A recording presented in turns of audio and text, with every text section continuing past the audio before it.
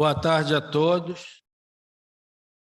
Declaro aberto o simpósio em homenagem ao centenário de nascimento do querido acadêmico Ivo Pitangui. Agradeço a organização desse simpósio, a acadêmica Thalita Franco, acadêmico Cláudio Cardoso de Castro e acadêmico José Horácio Abudib. Passo a palavra agora ao acadêmico José Horácio Abudib para fazer as apresentações de presidentes das sociedades. Boa tarde, bem-vindo a todos. Fazem parte da mesa também o doutor Eduardo Lins, que é o atual presidente da Associação dos Ex-Alunos do Pitangui, que há 2 semanas organizou um belíssimo evento em homenagem também ao nosso professor, acontecido aqui no Rio de Janeiro, juntamente com o Leandro Pereira, que é o presidente da Sociedade Brasileira de Cirurgia Plástica Regional Rio, está aqui ao meu lado, também ajudou na organização desse evento que eu já citei. Eu vou solicitar ao doutor Eduardo Lins que use a palavra para fazer alguns comentários sobre a Associação dos Ex-Alunos do Pitangui.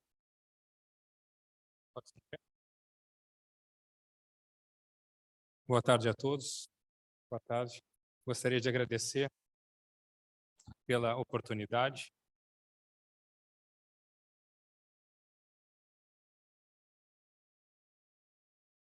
Tem algumas palavras aqui.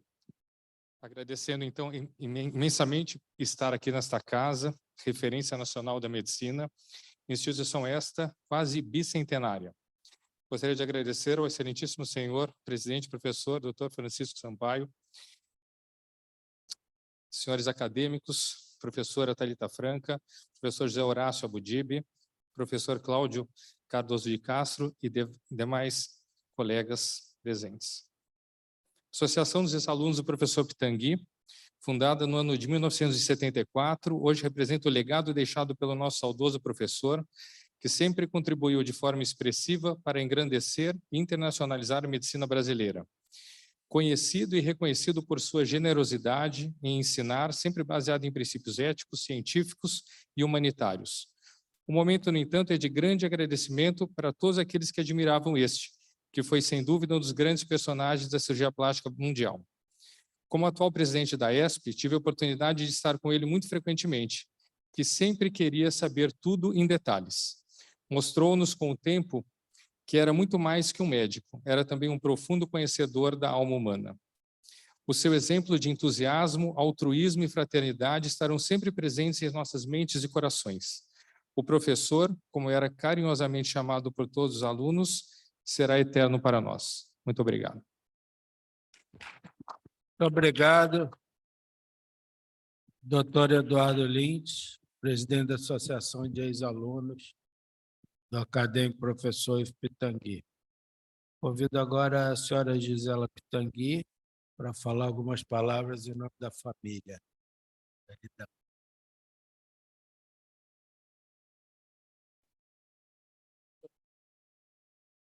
Sim. Bem, eu quero só fazer, antes da Gisela falar, hoje a Gisela e sua família mandou para nós, aqui para a academia, está aqui mostrado, a antecipação da doação de algumas medalhas que o professor fará à academia, e que estão aqui expostas em quadros, e ela pode também, evidentemente, fazer referência a isso que você está fazendo, essa prévia doação, está aqui à exposição de todos.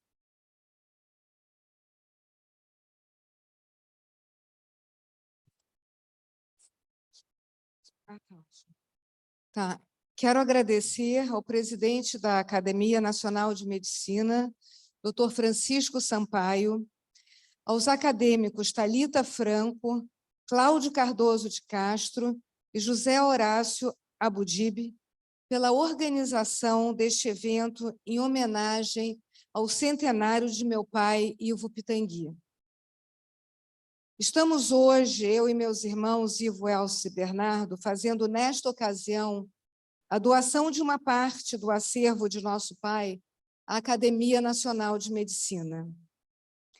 Este momento é especialmente simbólico, não só pelo centenário, mas pelo fato de que há exatamente 50 anos, no dia 28 de junho de 1973, meu pai tomava posse aqui nessa academia, que sempre teve muito orgulho de pertencer.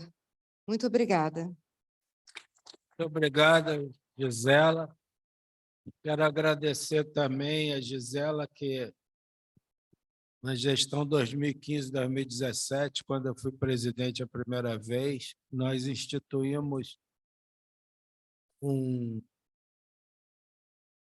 reunião que a gente fazia com os alunos de medicina, que chamava Chá com os Acadêmicos. E a Gisela, ainda no ano 2015, início de 2016, quando o acadêmico Pitangui estava em atividade, ela trouxe, e o acadêmico Pitangui fez essa atividade 2 vezes com os alunos de medicina, e foi um sucesso absoluto.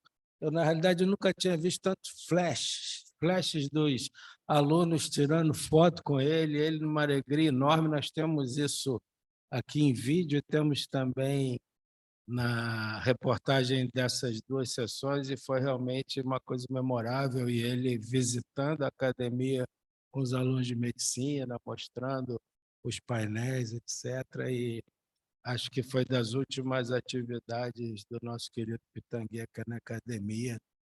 Na minha outra presidência, eu fiquei muito honrado e muito feliz com isso. E também, infelizmente, foi na minha gestão que o Pitangui faleceu no final de semana, e nós prestamos, então, as últimas homenagens a esse querido acadêmico. Então, agradecendo novamente a presença de todos, a presença da família Pitangui, eu convido a nossa querida acadêmica Thalita Franco para nos falar sobre E Assim Se Passaram 100 Anos, em homenagem a Ivo Pitangui.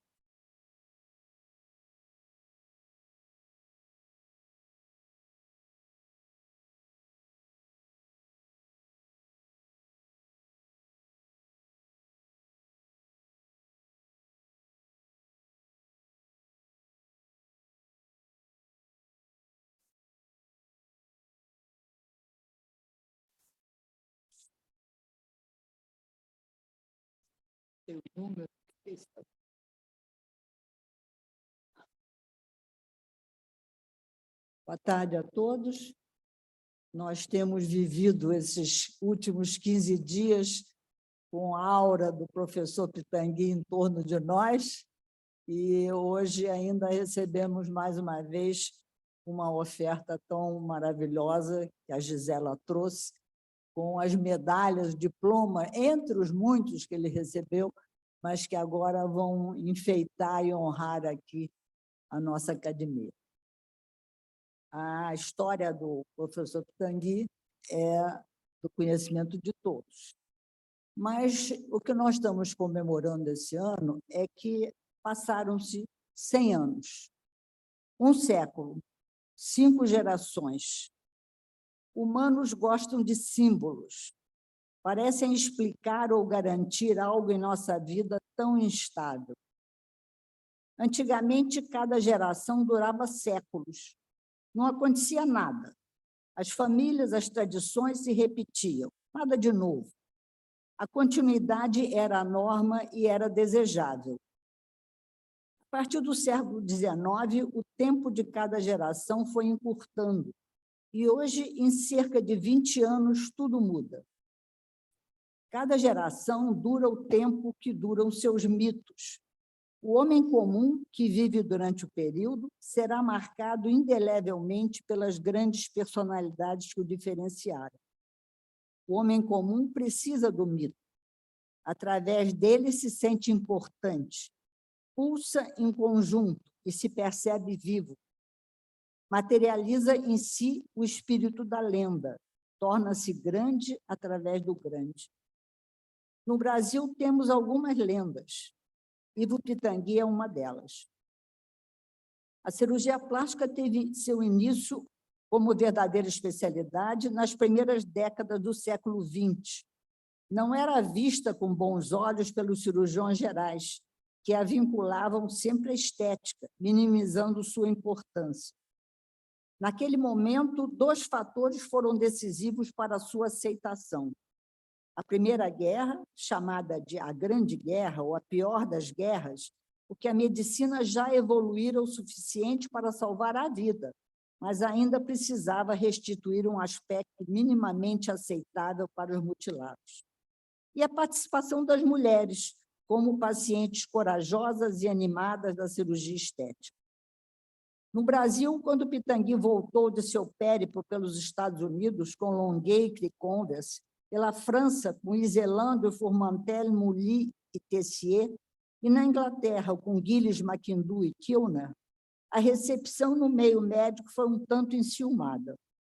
Além da bagagem profissional, trazia juventude, elegância e savoir-faire. Inteligência social é um atributo precioso que ele sempre esbanjou, capaz de interagir com reis e rainhas, mas também com pessoas humildes, para quem sempre achava as palavras e os gestos adequados.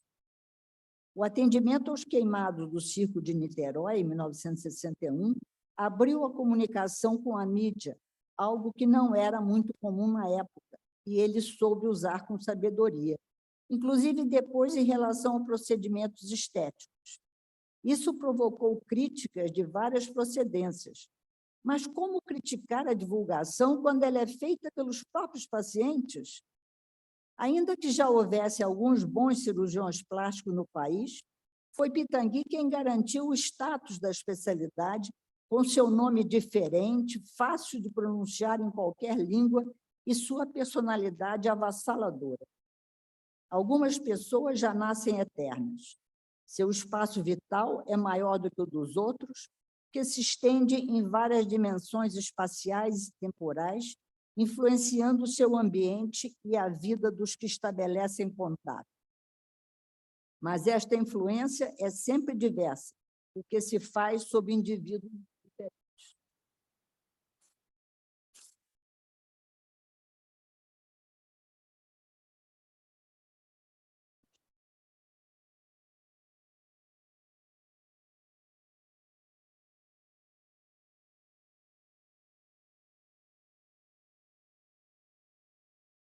Para mim, tudo começou no ano de 1965, quando meu pai insistiu em me apresentar a um cirurgião que estava ficando conhecido e apreciado em uma especialidade que trazia alegria, em lugar da neurocirurgia que eu queria fazer e que, segundo ele, lidava com muito sofrimento. O curso de cirurgia plástica vinculado à PUC havia começado em 1961, e minha turma, de 65 a 67, foi a 5ª. Ainda há alguns sobreviventes das primeiras gerações de discípulos, aqui presentes, alguns vão falar hoje. Na medicina em geral e na cirurgia plástica, sobretudo, o que há de mais importante nós vimos acontecer. Somos as testemunhas oculares da história. Dos nossos mestres, recebemos o apoio na busca do conhecimento, o respaldo durante o aprendizado e, finalmente, o aval quando ficamos prontos. Vivemos protegidos por mestres poderosos, dentre os quais o nosso era certamente um dos maiores. Aquela fotografia lá no alto à esquerda é uma fotografia icônica, era um dos planos cirúrgicos que eram feitos na Santa Casa às quartas-feiras, onde o professor comparecia e fazia a coordenação. Com ele, tudo dava certo. Um ego poderoso, uma autoestima soberana, a capacidade de trabalho extraordinária, a memória privilegiada, a sorte sempre presente, os acasos favoráveis. Tudo isso somado resultava em uma aura que o cercava como um ser poderoso e especial. Posso exemplificar com minha experiência pessoal. Eu, que tenho medo de avião, voei tranquila para alguns congressos quando ele estava a bordo, porque tinha certeza de que aquele avião jamais cairia. Fiquei vinculada à Enfermaria 38 e à Clínica da Dona Mariana até 1979, quando o Hospital Universitário da UFRJ, onde eu era professora auxiliar, foi inaugurado. Nesse período, participei da publicação de 17 trabalhos. Durante a elaboração desses trabalhos, tive várias oportunidades de assistir à conjunção de sua inteligência com memória e sorte. Quando eu fazia alguma pesquisa, era comum que ele chegasse e pedisse para que eu expusesse o assunto. Aí entrava a sorte. Algumas horas depois, ou no dia seguinte, alguém importante, um professor estrangeiro, por exemplo, casualmente comentava exatamente aquele assunto. Era a chance para que ele desse uma aula magna sobre algo que rememorara apenas poucas horas antes. Há uma luta eterna entre ser filho e deixar de sê-lo. Cada posição tem vantagens e desvantagens. O ideal é alcançar o equilíbrio. Se a solidão da idade adulta é o preço que se paga pelo crescimento, a união faz a força e nada impede que adultos de boa vontade se unam em torno de um ideal comum. Mantive meu contato com o chefe através da AESP, Associação dos Ex-Alunos do Professor Pitangui, fundada em 1974 e da qual fui presidente no biênio 84-85, quando organizei um encontro comemorativo em Itaparica, na Bahia. Em 1987, Pitangui participou da minha banca de professor titular na UFRJ e, em 88, fez parte da comissão de minha posse como membro da Academia Nacional de Medicina. Então, aí, nesse slide simples, estão 33 anos de minha convivência com o professor Pitangui. Só após certa fase da vida pode-se compreender verdadeiramente a importância de se pertencer a uma escola, a qualquer escola, quanto mais a uma de tal envergadura. Durante todos esses anos, vimos vários colegas copiando a figura do mestre sem prestar atenção ao conteúdo. Alguns eram quase clones, até na busca dos sinais extremos de sucesso. Todos eles queriam ser ricos, charmosos e internacionais. Alguns conseguiram muito, mas sem chegar perto.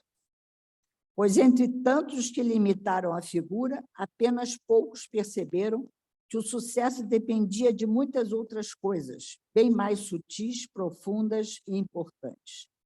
Estes souberam aproveitar verdadeiramente a essência e usufruir da melhor parte.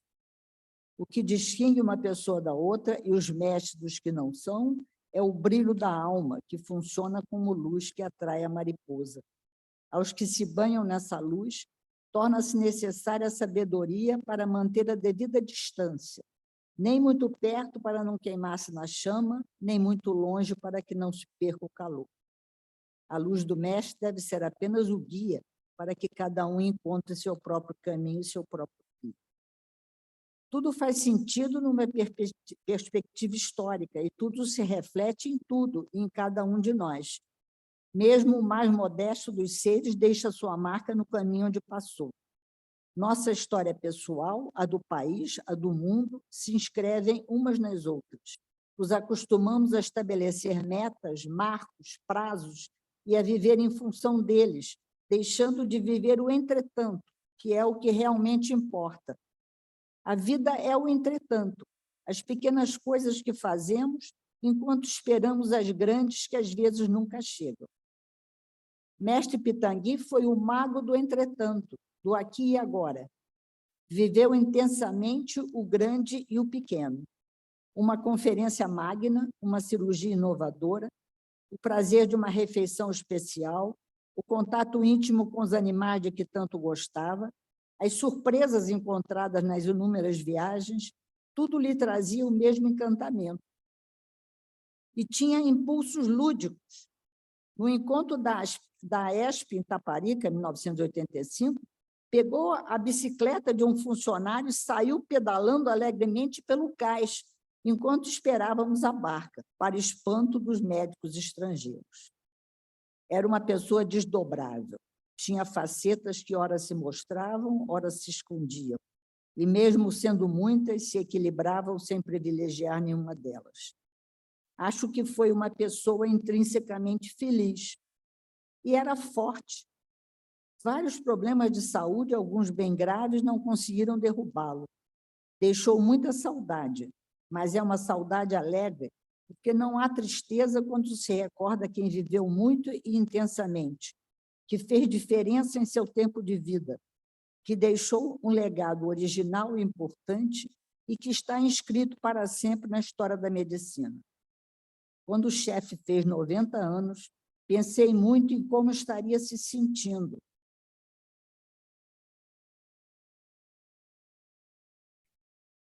Terá sido difícil enfrentar as limitações da idade? A mulher que foi muito bonita na juventude costuma se ressentir mais quando a velhice lhe rouba os atributos estéticos. As pessoas que foram expoentes em suas áreas de atuação conseguem enfrentar bem as perdas inerentes ao envelhecimento? Como Pitangui terá passado por este momento? Teve alguém com quem se permitiu conversar? Espero que tenha se sentido amparado pelo afeto que sempre lhe veio de cada canto do mundo, onde qualquer um de seus tantos discípulos se abrigava. E 100 anos se passaram.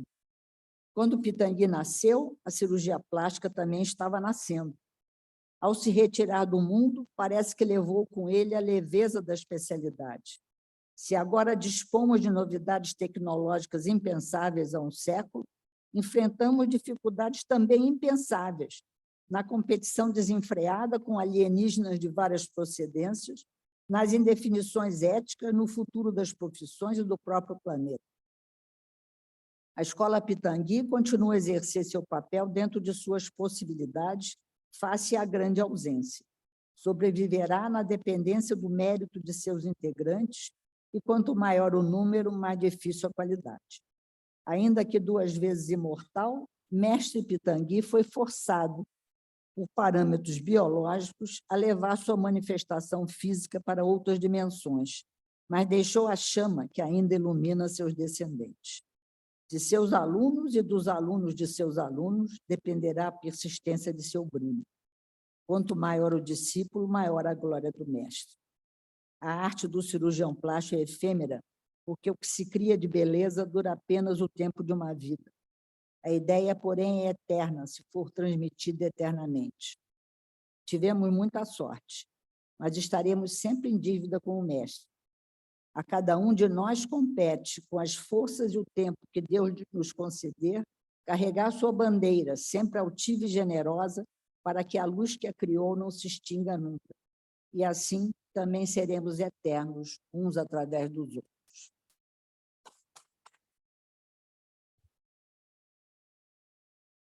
Obrigado, acadêmica Thalita Franco, por essa excelente lembrança do seu convívio com o mestre Pitangui. Convido agora o professor Farid Hackman, ex-presidente da Sociedade Brasileira de Cirurgia Plástica, para nos falar sobre a minha história com o Ivo Pitangui.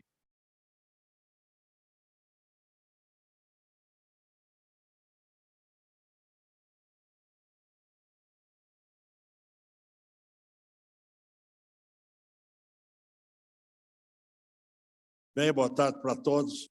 Realmente é um prazer nós voltarmos aqui e falarmos sobre o professor Pitangui. Como os senhores sabem, nós somos cirurgiões plásticos e a cirurgia plástica é uma especialidade dentro da medicina que foi criada pelo amor. A primeira vez que foi dita a palavra cirurgia plástica foi nas tribos hindus, onde a mulher, a jovem, era dada como dote quando criança para o casamento. E com o decorrer do tempo, ela, às vezes, se apaixonava por uma outra pessoa. E a própria família, ou então a família de seu marido, lhe amputava o nariz. E vinha um médico chamado Susruta, no qual, através do retalho frontal, ele reconstruía o nariz que foi mutilado pelo próprio adultério. Passaram-se muitos anos, até que chegou no na fase de 1500, quando na Sicília, nas ilhas, onde Napoleão foi exilado, em Bonifácio, na Calábria, na Itália, também tinha-se o hábito, muitas vezes por doenças como a sífilis, outras vezes também pelo adultério. E lá vinham os irmãos Blanca, 2 irmãos que também eram barbeiros, cirurgiões, e vinham reconstruindo esses narizes mutilados por esses problemas, e no qual ele colocava o braço no nariz, deixava-se alguns meses, depois vinha de barquinho de ilha em ilha, amputava ali e reconstruía o seu nariz. Isso foi citado por Tagliacozzi em 1549, quando escreveu um livro De Cortorum Plastique. E esse livro estava nos arquivos de Saverio Rosselli, em Milano, e o seu sobrinho, Mazzola, o Mazzola conheceu a Jorama de Lima, que lhe deu o livro. E ele trouxe o livro para o Brasil, ela trouxe o livro para o Brasil e deu ao professor Pitangui. Então, esse livro era uma relíquia que o professor Pitangui guardava com todo carinho. Com o tempo, esse livro desapareceu e nós hoje não temos uma notícia de onde está o De Cortorum Plastique, onde o Tagliacozzi citou as histórias de Susruta, citou as histórias dos irmãos Blancas da Sicília.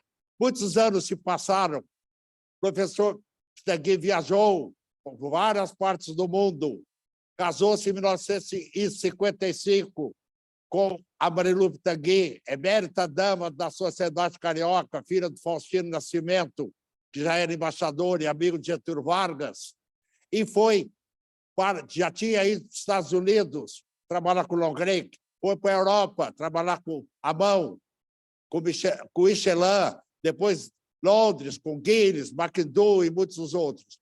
Voltou para o Brasil, onde ele tinha um emprego no Hospital Souza Aguiar. E no hospital, ao invés de lhe darem as condições para que ele exercesse a cirurgia, especificamente a cirurgia plástica, a cirurgia de mão, lhe colocaram numa ambulância. E ele era médico de ambulância. Não estava contente, não estava bem.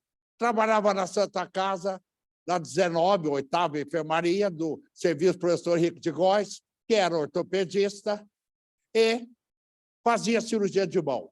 O Estelão viu e ele tinha conhecido a Marilu numa solenidade onde os amigos tinham lhe apresentado. E a Marilu disse que ele ia para a Alemanha, ficar um ano com a sua irmã, Eleomar. E ele, então, aceitou que o Estelão visse e o levasse para Paris. Ficou em Paris um ano, depois foi para Londres e voltou. Quando ele voltou, ainda não estava bem, mas as tragédias aparecem. Conta-se a história que são nas guerras que cresce a humanidade. Então, Gilles, na Primeira Guerra Mundial, Santos Dumont, deprimido porque seu avião foi usado na guerra. E Pitangui, estando aqui, já casado, já trabalhando, já bem colocado, ainda sem enfermaria, ele recebe uma tragédia em suas mãos. Um maníaco tacou fogo no circo em Niterói, em 1961. 512 pessoas morreram na hora, 400 crianças. 800 ficaram queimados. E esses queimados, um deles era o Pablo, que quando chegou com um amigo no braço, ele não tinha sido queimado, mas ele voltou para pegar um amigo e queimou 70% do seu corpo. E lá, o professor Pitangui, já através da sua esposa e dos amigos, teve uma penetração muito grande na sociedade e na imprensa e conseguiu trazer aviões com peles sintéticas e ficou salvando a vida desses 800 queimados. Nesse intervalo, o Pablo ficou na enfermaria da Santa Casa. E o Pitangui pediu, e a Marilu, fazendo festas beneficentes, conseguiu dinheiro, foi criada a 38ª enfermaria da Santa Casa. E nessa enfermaria, o Pablo estava lá. Ele ficou mais de anos na enfermaria. Depois ele foi curado, primeiro caso de cura, com 70% da área queimada, e o Pablo se transformou no cirurgião plástico. Até faleceu há pouco tempo, o Pablo. Mas o Pitangui, então, ganhou a enfermaria 38, ganhou os serviços queimados da Santa Casa. E nisso ele ficou forte e conseguiu lutar muito através dos seus tempos. Talvez a guerra faça crescer algumas partes da ciência. E ali, no caso, hoje, o filme Oppenheimer, do Oppenheimer, que descobriu a bomba atômica, talvez fizesse, que estava magoado no filme, conta a história, estava triste, alguém lhe disse, graças a você que acabou a guerra. Nunca mais houve guerras até hoje, só 2 guerras mundiais e nunca mais houve a Terceira Guerra. O professor Pitangui ficou trabalhando, até que em 1900 criou sua clínica, em 1963, ali na Rua das Embaixadas, na Rua Dona Mariana, até que em 1965 eu fui lá. Professor, eu gostaria de trabalhar com o senhor. Eu gosto muito de cirurgia plástica, aqui está meu diploma de médico, aqui está meu discurso de formatura, que eu seria orador na Faculdade de Medicina. Falou, mas o colega faz cirurgia geral? Falei, eu trabalho com o professor Zé Hilário, no Hospital de Ipanema, também com o doutor Lúcio Galvão e com os meus amigos, muitos estão aqui nessa academia hoje, e também já fiz 3 abdômenes no Hospital Silvestre com o doutor Jorimar de Albuquerque. Aí ele me disse, olha, colega, eu acho melhor você se dedicar mais à cirurgia geral, depois você volta aqui. Eu saí de lá muito magoado, porque ele aceitou Nemes Chidid, aceitou a Frânio, que veio mais tarde operar o Lamarca, já estava a Thalita lá há um ano, Cláudio Cardoso tinha chegado, iria chegar. Então, eu saí de lá muito triste, fui para São Paulo, minha família é de São Paulo. Fui trabalhar em São Paulo, na USP, no Hospital das Clínicas, que temos aqui o Dr. Rolf Scheinberli, que tomará posse amanhã. E lá fui trabalhar com o professor Vitor Espina. E lá eu vi uma substância para cicatriz petrófica e queloides, um tipo de radioterapia conhecida como estronço 90. Em setembro, teve a jornada de cirurgia plástica do Hospital de Ipanema, daquele mesmo ano, onde estava o Longrenck, o primeiro grande professor do Pitangui, no qual ele aprendeu os princípios da cirurgia plástica em Cincinnati, Bethesda Hospital, em Cincinnati, Ohio, nos Estados Unidos, antes de ir para a Europa. Lá, o Longrenck me viu apresentando o trabalho do estronço 90, estava lá o Zolano Machado, Nicolau Caminha, o Abreu da Abriografia, e acharam aquilo muito interessante, que estava se fazendo em São Paulo, lá na USP. Com isso, me convidaram para ir na Santa Casa. Eu fui na Santa Casa, cheguei lá, vi aquela prédio de já jovens, menos criança, já crescendo, né, por 5 anos depois, precisando dessas substâncias. Me convidaram para ficar no Rio. Me chamaram de paulista e em São Paulo me chamavam de carioca. Então, eu fiquei lá trabalhando nisso e o professor Osolano Machado fez a primeira vez a beta-terapia, que é usada hoje para cicatriz, petrófagos e queloides. E publiquei com o professor Pitangui o primeiro trabalho de 1000 casos de sequela de queimaduras, que fizemos grande sucesso com a radioterapia, cicatriz petrófica e queloide. Mas, a partir daí, tivemos muitas histórias. Em 1973, mais ou menos, nós viemos nessa academia, onde o professor Pitangui tomou posse. Quem estava com ele? O presidente da República, Juscelino Kubitschek, Dona Sara, que tinham sido padrinhos de casamento de seus pais, dos avós da Gisela, e estavam aqui, e nós tivemos aqui em grande solenidade. E ele tomou posse, Bernardo Couto, amigo do Cláudio Cardoso, fez um discurso muito bonito em sua homenagem, poeticamente falando. Passaram-se os anos, fomos caminhando, viajando, fazendo coisa. Fomos para o Japão. Chegamos no Japão, tinha vindo da família Kasoshi, um grande vendedor de armas do Oriente Médio, com seu Boeing 707, trouxe todas as suas esposas, 16, mas os familiares, e ficou na clínica do Pitangui, o Pitangui operou todo mundo. Mas como é que vai fazer o pós-operatório? Que eles iam voltar para Paris, onde eles moravam no castelo. O Pitangui falou, Jorge Soares, cirurgião plástico, e a enfermeira, não a bala, a Corrado, você vai para Paris e acompanha. Então, eles foram no Boeing do Kasoshi, foram para Paris, e nós fomos para Tóquio, no Congresso Mundial de Cirurgia Plástica. Chegando lá, ficamos alguns dias trabalhando, e o Pitangui ligava todos os dias a cobrar, falando, perguntando como é que estavam os seus pacientes. E o Jorge fazia o relatório. Na hora de pagar a conta, veio uma despesa de $8.000 para o professor Pitangui. Ele falou, ué, mas eu só liguei a cobrar, isso eu não vou pagar. Aí, muito bem. Não, o senhor falou. Acontece que, quando ele ia dormir, ele encaixava o telefone atrás dele, não encaixava direito. E o telefone ficou tocando, e o Jorge desligava em Paris, e a conta vinha para Tóquio.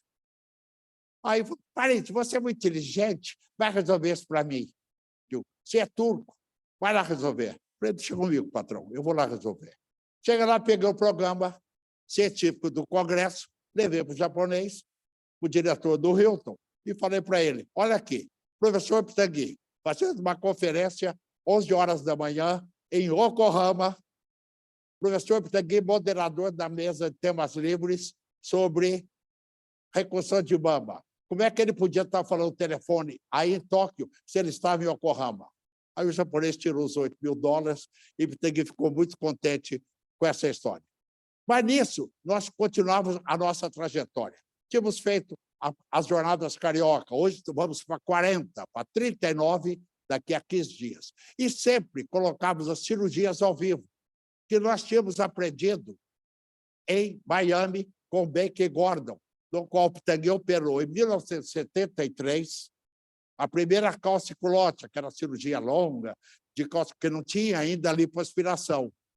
Eu auxiliei como residente e a Jorama auxiliou também. E lá fizemos sucesso com a cirurgia, etc. Foi elogiado, porque o Pitangui conseguiu fazer em 4 horas a cirurgia. E trouxemos para cá a tecnologia de cirurgias ao vivo. E foi colocado na Jornada Carioca, com a incumbência que o Pitangui operaria todos os anos, como ele fez durante toda a sua vida. E, num dos anos, o Pitangui, junto com a Jane, com a Bárbara, foram fazer a mama na Jornada Carioca.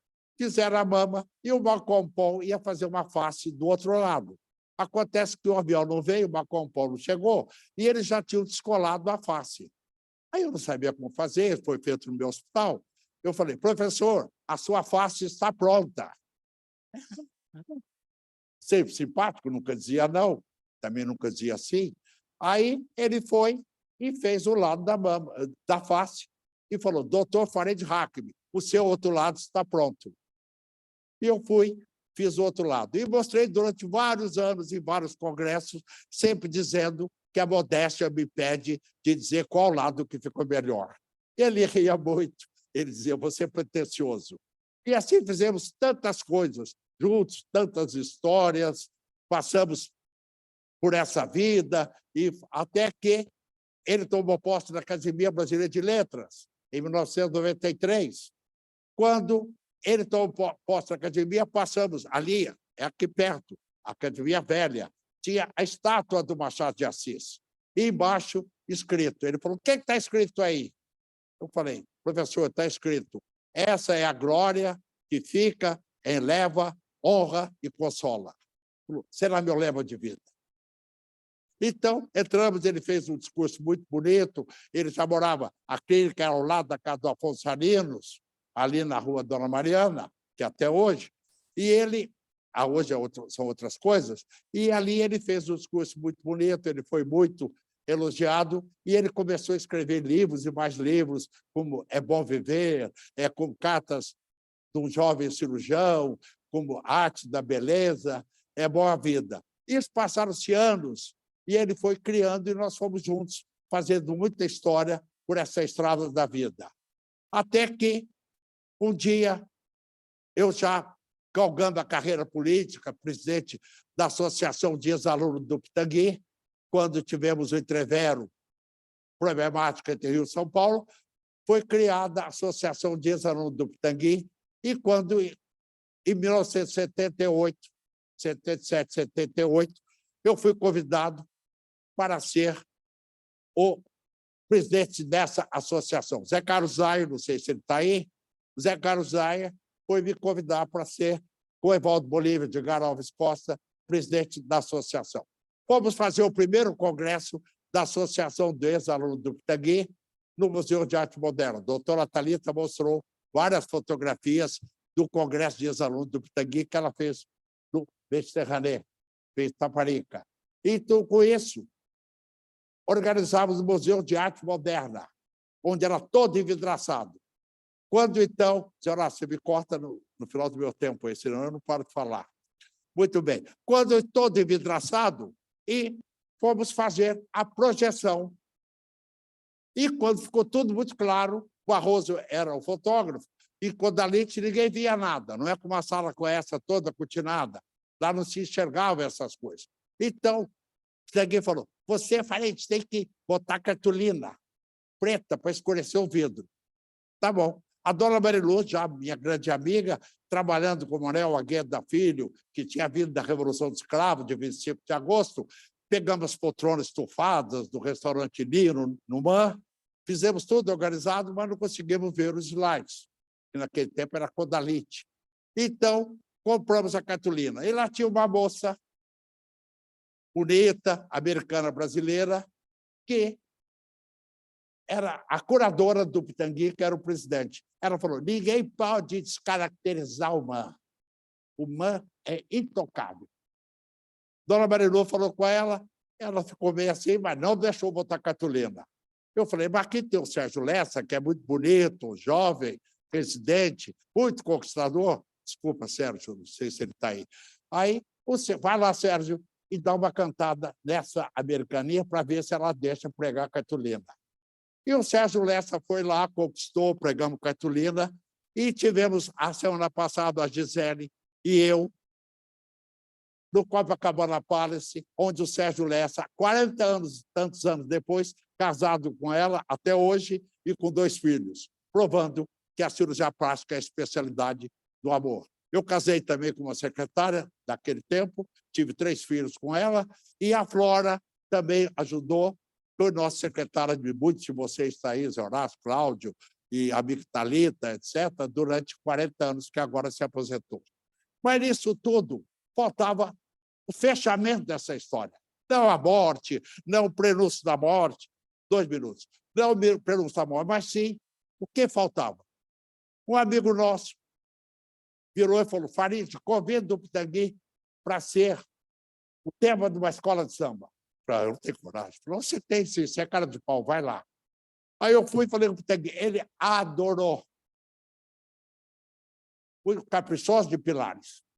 Foi o ano inteiro que Pitangui atravessando o túnel, levando Gisela, o Antônio Paulo Garotinho e muitos outros filhos, Elcio, Ivo, Bernardo, e Marilu não ia nunca, e tal, para ver os filhos da escola de samba, os ensaios.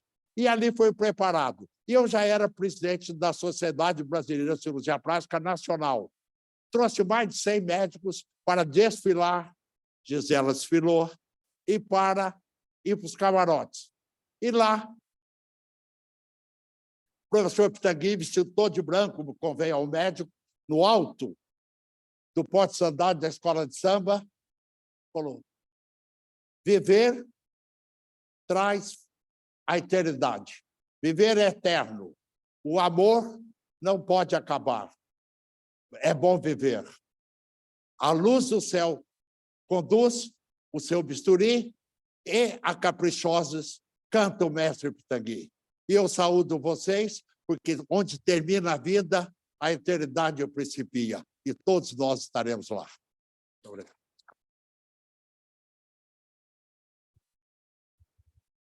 Obrigado, doutor Farid Hackman.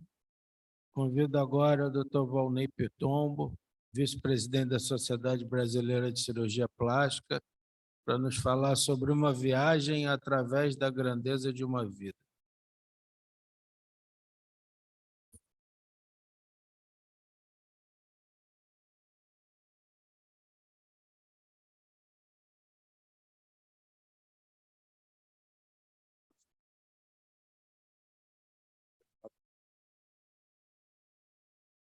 Ilustríssimo senhor Francisco José Sampaio, presidente da Academia Nacional de Medicina, ilustríssimos acadêmicos.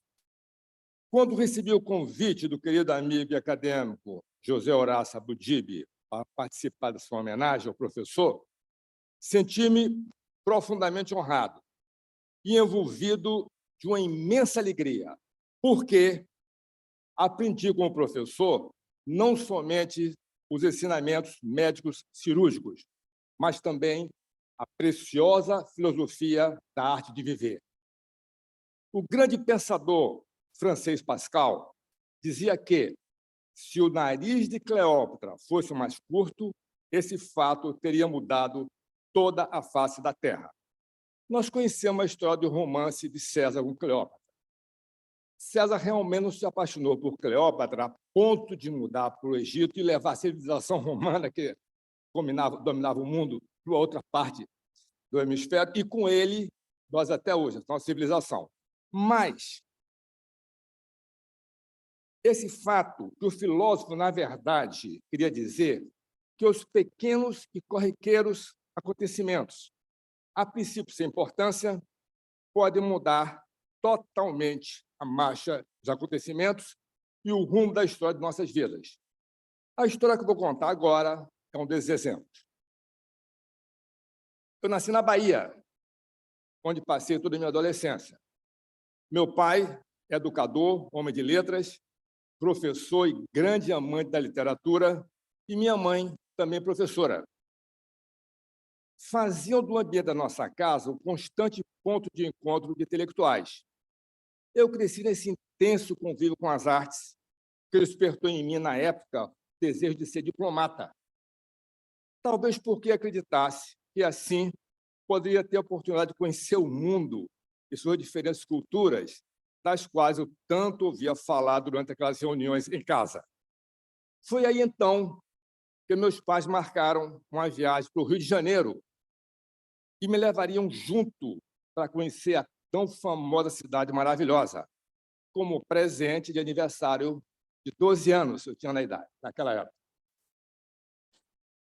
Nasci aí a minha história com o professor Ivo Pitangui. O verdadeiro motivo daquela viagem era levar minha mãe para uma consulta com o professor. Minha mãe havia ouvido de Jorge Amado, amigo íntimo do meu pai, referências a um jovem cirurgião plástico do Rio de Janeiro, chamado Ivo Pitangui, que seria capaz de ajudá-la a livrar-se de uma deformidade abdominal, decorrente de uma gravidez, ainda na adolescência. As estrias e a flacidez muito a incomodavam. Minha mãe, então, apenas com 30 anos de idade, sentia sua autoimagem e autoestima bastante comprometida por uma mulher tão jovem e considerada bela por todos que a conheciam. Na época, a cirurgia plástica na Bahia era inexistente. Assim, meu pai e eu acompanhamos nessa viagem ao Rio de Janeiro. A cirurgia foi realizada na sua clínica, onde eu ia com frequência visitá-la, e foi um sucesso. E o resultado muito agradou, a não ser por um pequeno incidente que despertou profundamente meu interesse pela cirurgia plástica e fez crescer minha admiração pelo professor Pitangui. Durante o período pós-operatório imediato, a enfermeira da clínica fez uma injeção intramuscular no braço da minha mãe, o que provocou dor e edema. O médico de plantão, percebendo a reação, orientou a enfermeira que colocasse uma bolsa de água quente no braço. Minha mãe encontrava-se ainda sob o efeito da sedação pós-operatória, sem a capacidade de perceber e reagir totalmente aos estímulos. E acredito que, por descuido da enfermagem, o calor em excesso provocou queimaduras. No dia seguinte, durante a visita que o professor fazia aos pacientes recém-operados, ele, percebendo o ocorrido, reagiu energicamente, chamando a atenção de todos os responsáveis e cuidou, a partir daquele momento, pessoalmente, com curativos diários, não delegando a nenhum assistente até a cicatrização total da ferida. Sua dedicação e amor ao paciente mostraram para mim a verdadeira essência do que é ser médico e que amar a medicina é amar o ser humano. Ali nascia meu interesse em conhecer mais sobre essa nobre profissão e fez crescer a minha curiosidade, especialmente pela cirurgia plástica. Estou convencido que essa experiência marcante me conduziu para a minha verdadeira vocação, ser médico e cirurgião plástico. Ivo Pitangui foi um excepcional em todas as suas aptidões, essencialmente plural. São inúmeras as facetas da sua vida, tão rica e cheia de grandes realizações nas mais diversas áreas. Eu poderia muito bem começar a falar do humanista, profundo conhecedor da condição humana, soube reconhecer no outro um pouco de todos nós. Percebeu a profundidade social da cirurgia plástica e a extensão maior do trabalho que tinha diante dele, harmonizar a alma humana com a forma. Compreendeu que todos os seres humanos são iguais na sua essência e querem estar bem consigo mesmo, com o meio que o cerca e com Deus. Todos almejam a felicidade. Seja qual for sua origem social, o ser humano permanece igual no sofrimento. E a esperança representa uma força muito maior que qualquer medicamento. E como disse o genial irlandês Oscar Wilde, só os superficiais não julgam pela aparência. Assim, a cirurgia plástica, que até então era privilégio de celebridades, atores de Hollywood, tornou-se pelo trabalho do mestre, acessível às camadas mais humildes das classes sociais. Isso foi um trabalho revolucionário, humanizando e universalizando a cirurgia plástica, ressignificando o seu sentido e estendendo a sua abrangência. Aí reside mais uma expressão da grandeza do nosso professor Pitangui. Poderia também falar do cientista, pesquisador, dedicado autor de inúmeros livros e artigos publicados no mundo inteiro, ou então do cirurgião brilhante, criativo, revolucionário, autor de inúmeras técnicas cirúrgicas geniais. Ou ainda poderia falar do eminente professor, que entendeu que nada é mais revigorante para o conhecimento do que transmiti-lo, e criou uma escola excepcional, que recebeu alunos de todo o mundo que vinham buscar seus poderosos ensinamentos. Foi professor na essência maior da palavra, um professor que ensinou os seus alunos a construir asas e voou junto com eles. E voou alto, senhores, voou muito alto, levando seus alunos e discípulos para os 4 cantos da Terra, universalizando assim a cirurgia plástica. Poderia continuar falando, talvez, sobre o ecologista ativista, que mostrava sua intimidade com a natureza. As palavras dele mesmo, abre aspas, sem me definir como tal, percebo que desde pequeno fui um ecologista, defendendo a minha maneira a preservação dos ecossistemas. O amor que tenho pelos animais, desde a infância, jamais me abandonou. No último andar da minha clínica, observo a sabedoria das carpas e a leveza dos pássaros. O convívio direto com a natureza e seus mistérios é simplesmente vital para a minha existência, meu bem-estar e minha harmonia. Fecha as aspas. Nesse relato, podemos sentir o grandioso empenho do professor na preservação da natureza. Não poderia esquecer também do intelectual, ardoroso amante da poesia e da música, fascinado pela cultura alemã, apresentada por Goethe, Wagner, Schiller e tantos outros, que, para ele, transformaram em arte as aspirações mais elevadas do ser humano. Guardo com emoção as inúmeras viagens que fizemos juntos para congressos. E, durante o trajeto, me surpreendi e fascinava com a sua capacidade de passear com Dante Alighieri, declamando os versos da Divina Comédia, ou os sofridos e conflitantes versos de Fausto de Goethe, e ainda comentar com profundo conhecimento as tragédias shakespearianas. Tomei a decisão de concentrar minha fala no homem Yves Pitangui, na grandeza da sua existência, um homem que viveu por ideais, um homem que soube orientar a sua proa visionária em direção a uma estrela e desdobrou as suas asas amplamente para atingir aquela excelsitude. A princípio, inacessível, porém sempre ansioso de perfeição e rebelde à mediocridade. Ele levava consigo o impulso misterioso do ideal. São poucos os que conseguem na vida manter esse nível de excelência, senhores. Ivo, assim ele gostava que eu chamasse. Custei a me acostumar com essa intimidade que ele me oferecia, pois Como discípulo, me habituei a chamá-lo sempre de professor. Entretanto, com nossa convivência prazerosa e enriquecedora, consegui com naturalidade chamá-lo simplesmente Ivo. Lembro-me que durante uma das nossas inúmeras conversas, no final da tarde, na varanda da sua casa, onde ouvíamos a sonata número 2 de Schumann, interpretada pelo pianista Horowitz. Eu estou citando o pianista porque, nesse momento, ele citava Arthur Rubinstein, Lang Lang, enfim, ele descrevia toda a informação clássica do momento. Interpretada pelo pianista Horowitz, enquanto apreciávamos o pôr do sol. Eu perguntei a ele: Ivo, me conta quais foram os momentos mais memoráveis da sua vida. Ele respondeu de imediato: aqui e agora.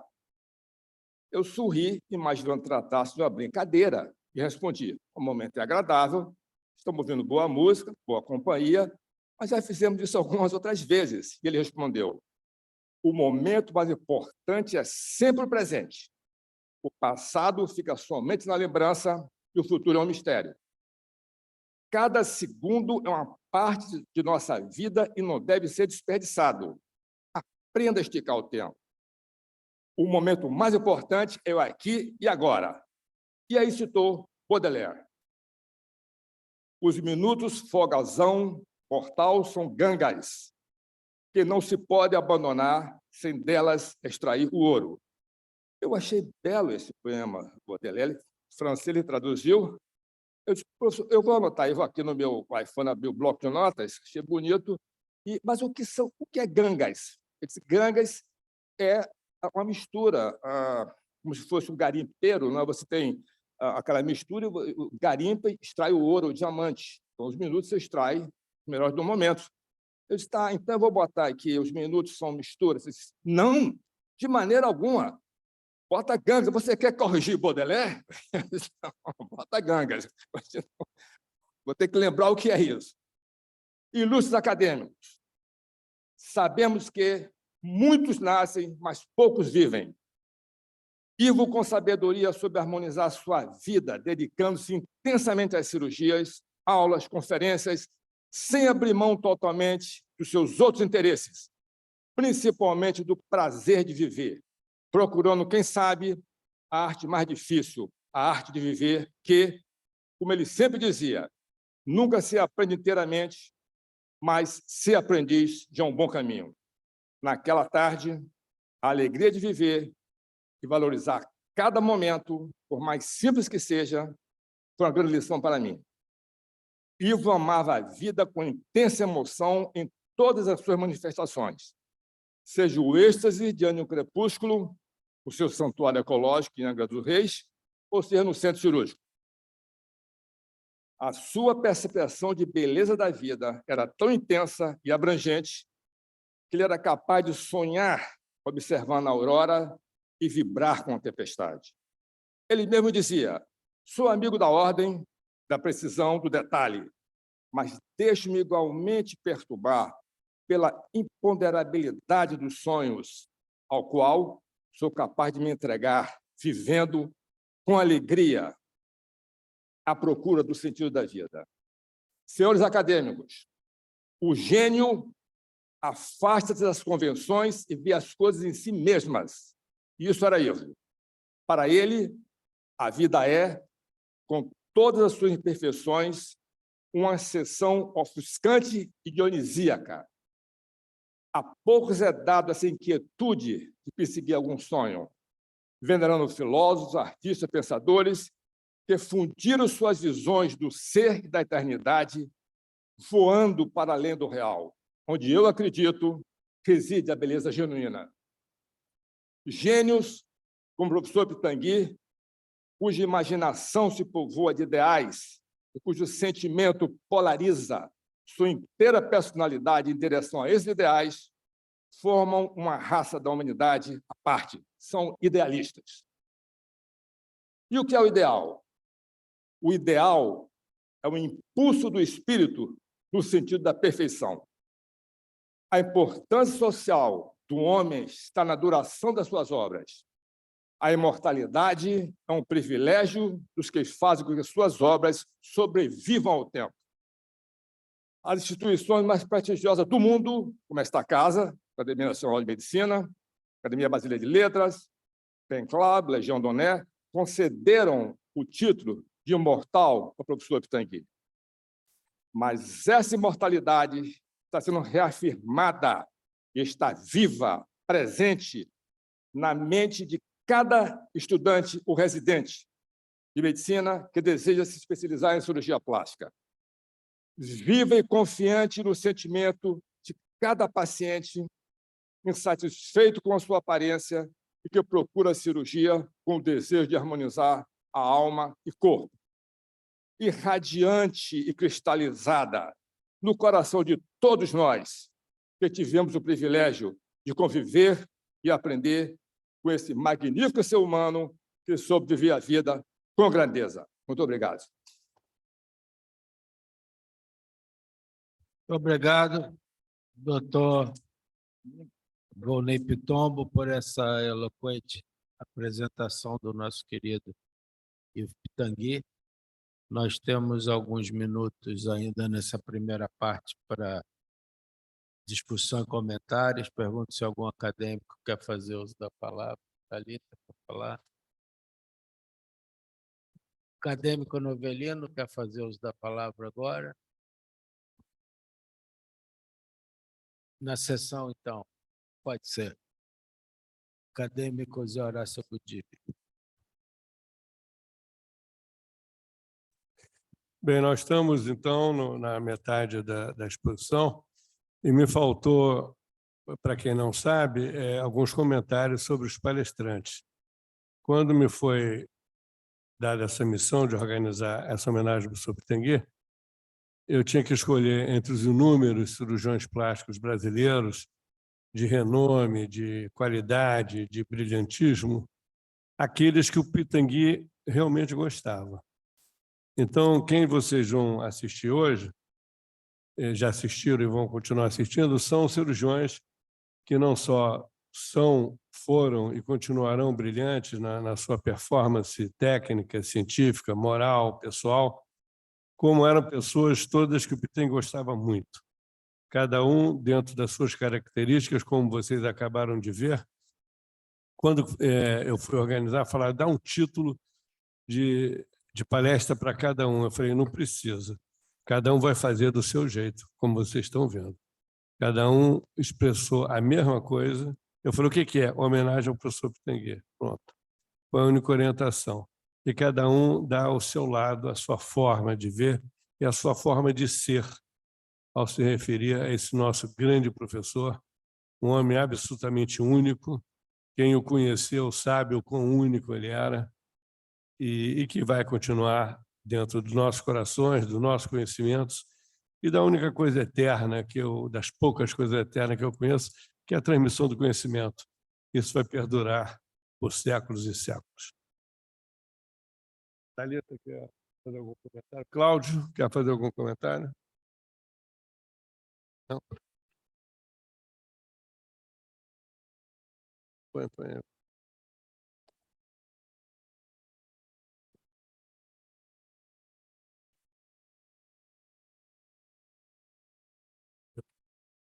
Obrigado, Zé Horácio.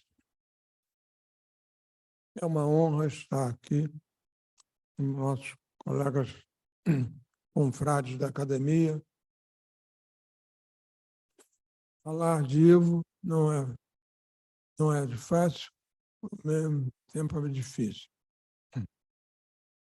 Quando fui ex-aluno durante muito tempo e fomos chegando sempre mais juntos. E da mesma maneira que o doutor Pitombo falou, ele pediu, como nós, depois que eu entrei para a academia, nossos laços foram ficando mais estreitos. E a escola que o Pitangui fez é a maior do mundo, ninguém tem igual. Semana passada tivemos o encontro dos ex-alunos, foi um sucesso total, como sempre é, vai cada vez mais crescer, seguindo os princípios de ética médica, os conhecimentos que o Ivo nos deixou. O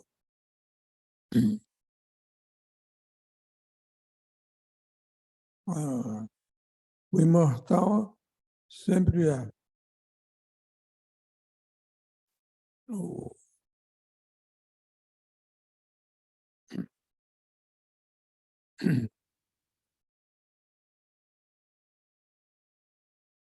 Querido Cláudio, Ei, obrigado. Eu sei que vocês eram muito próximos. Me lembro muitas vezes você na minha sala na UEC, telefonando. Vou falar com o Ivo. E eu não sabia quem era o Ivo. Eu falei, mas Cláudio, quem é Ivo? Que você vai falar? É o Pitangui. Eu falei, pô. Eles tinham tanta intimidade que se tratava de Ivo, né? Acho que você era das poucas pessoas que eu me lembro de chamar Pitangui de Ivo, assim, normalmente. Vocês eram bastante íntimos, eu vivi isso com vocês. Obrigado, Cláudio, por ter vindo hoje aqui. É uma alegria enorme ter você na academia de novo. Nós já estamos chegando no horário do chá. Não sei se os nossos presidentes querem falar mais alguma palavra. Nós temos ainda 5 minutos. Vou dar a palavra a ele. hein? Obrigado, Cláudio. Pode Ligar Falo ou desligar? rapidamente. Como é que é isso? Sei lá. Bom, falo rapidamente em nome da sociedade pelo Rio de Janeiro, mas principalmente como ex-aluno e tendo convivido na clínica, né, Gisela? E posso falar de caráter pessoal também, algumas coisas que me admiravam na pessoa do professor, e uma delas era a genialidade que ele tinha. O Zé Horácio já comentou isso, mas, parafraseando o que você disse recentemente, ver alguém conversar, dominar 5 línguas é fácil, difícil alguém conversar essas 5 línguas ao mesmo tempo. Mas não foi só isso. É a perspicácia dele dentro de diversas situações em que eu, como aluno, às vezes via uma cicatriz em que ele dizia no centro cirúrgico assim, não mexe nisso agora, essa paciente precisa dessa cicatriz. E semanas depois eu estou no ambulatório trocando curativo e a paciente revela o que aquela cicatriz significava para ela, que talvez só ele tivesse percebido, talvez nem ela soubesse. Então, o aprendizado com o professor foi muito mais além do que de ensinamentos de cirurgia ou de teoria ou de técnicas, mas a perspicácia de entender o paciente de uma forma diferente. Isso é que eu tenho de uma grande gratidão a ele. Obrigado. Depois dessas manifestações tão calorosas e importantes aqui dos nossos colegas, né? Vou ficar em pé porque aqui não estavam me vendo. Eu conversava com a Gisela no começo do ano a respeito da nossa comemoração do centenário, de como seria isso, de como poderia ser feito. E ela enfatizou que ele teve sempre muito orgulho da escola que ele criou, obrigado, da escola que ele criou e que foi através da ESP que nós tentamos fazer uma comemoração à altura dele. Conseguimos reunir mais de 300 ex-alunos de mais de 20 países. Os colegas que aqui já puderam participar, também estiveram presentes. Então, uma honra para que nós tivéssemos essa oportunidade de, no seu ano de centenário, nós pudéssemos homenageá-lo da forma que ele mais prezava, através da sua escola, através dos alunos, através dos colegas, e aqui, muito honrado, estamos também representando a nossa associação. Muito obrigado mais uma vez. Muito obrigado, doutor Lins. Convido a todos agora ao nosso Salão Nobre para o chá acadêmico e retornamos às 18 horas, ainda homenageando o acadêmico Ivo Pitangui.